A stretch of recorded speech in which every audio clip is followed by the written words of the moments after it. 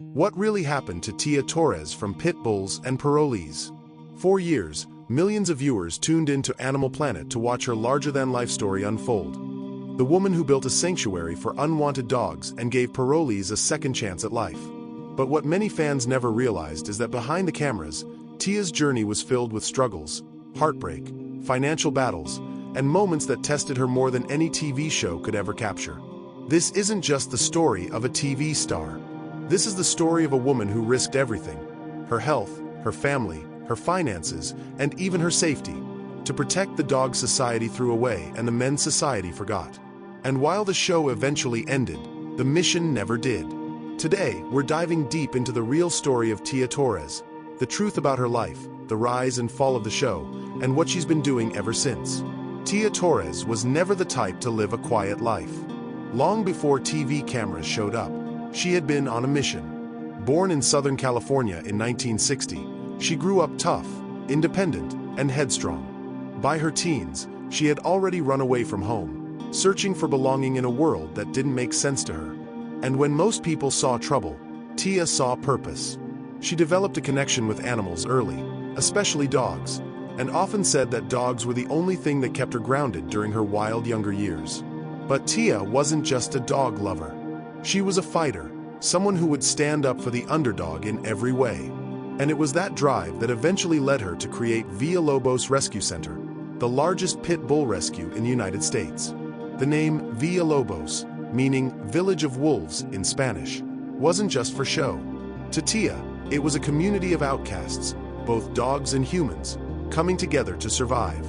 By the early 1990s, Tia was already rescuing pit bulls. At the time, pit bulls were the most hated dogs in America, labeled as dangerous, untrustworthy, and often banned in entire cities. While most shelters would put them down immediately, Tia opened her doors to them. Her philosophy was simple: a dog should not be judged by its breed, but by the humans who failed them. But here's where her story takes a turn that surprised everyone. Tia didn't just rescue dogs. She also hired parolees, men who had just come out of prison, often with nowhere to go and no one willing to give them a job. She gave them a paycheck, a purpose, and a chance to start over. That's how Pit Bulls and Parolees was born. When Animal Planet picked up the show in 2009, nobody expected it to become the massive success it did. It wasn't flashy. It wasn't filled with celebrities. It was raw, real, and emotional. Each episode followed Tia, her family, and her team of parolees as they worked to rescue abused and abandoned pit bulls, rehabilitate them, and hopefully find them a forever home. But what made the show stand out was the combination: tough men with criminal records working side by side with misunderstood dogs.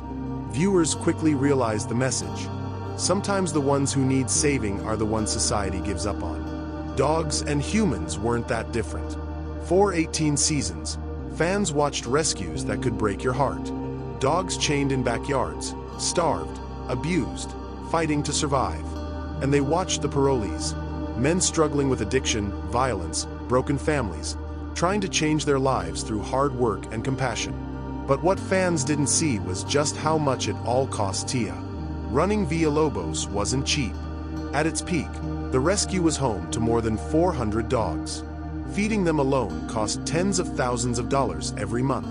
Add in medical bills, staff wages, utilities, and the constant repairs needed on the massive property in New Orleans, and the bills skyrocketed. Even with donations and the show's popularity, Tia was constantly on the edge of financial disaster. Tia admitted many times that she never made TV money. Animal Planet covered production, but the rescue center was funded mostly by donations and her own relentless fundraising. While fans assumed she was rich from the show, the truth was much different. Every dollar went back into saving dogs and keeping the parolees employed. And then there were the legal battles. In 2006, Tia's husband, Aaron Marcus Jackson, was sentenced to prison for a string of crimes, including auto theft. His incarceration was a heavy burden on Tia, both financially and emotionally.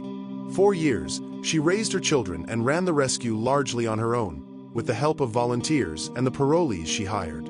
Her daughters, Tanya and Mariah, grew up inside the rescue. They weren't sheltered from the harsh reality of life at Villalobos. They saw the dogs come in broken, sometimes beyond saving.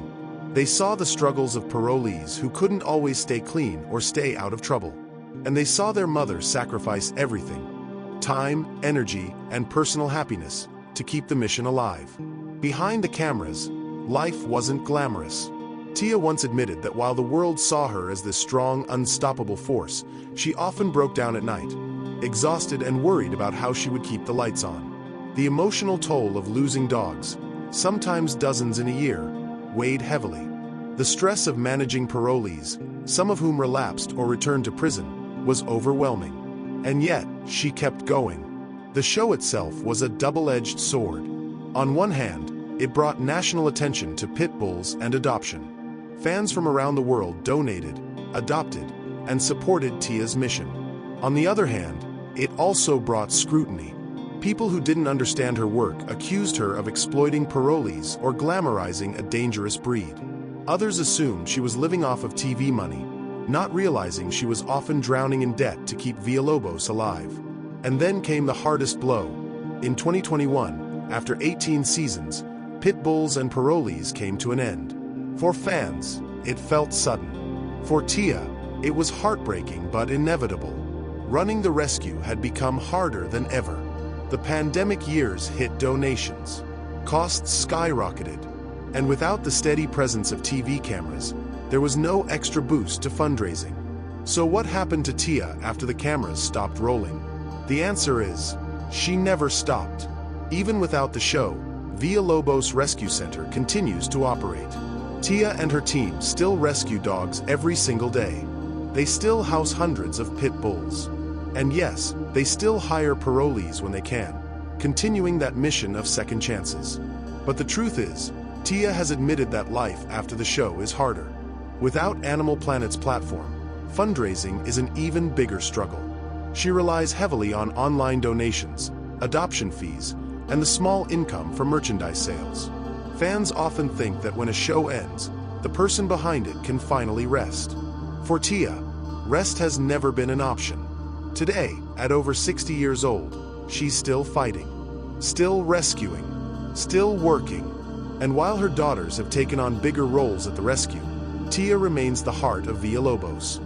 She's slowed down a little, but her passion hasn't faded. The mission she started decades ago, to save the most misunderstood dogs in America and give men a second chance at life, is still alive.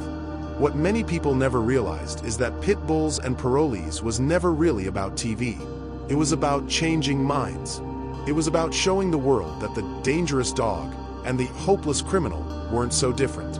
They were simply products of their environments, in desperate need of someone to believe in them. That's the legacy of Tia Torres.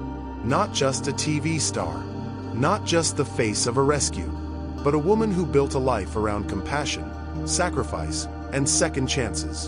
And while the cameras may be gone, the fight continues. One dog, one parolee, and one day at a time. So, what really happened to Tia Torres? She kept going. She kept fighting. She never stopped. And that, in the end, might be the most powerful part of her story.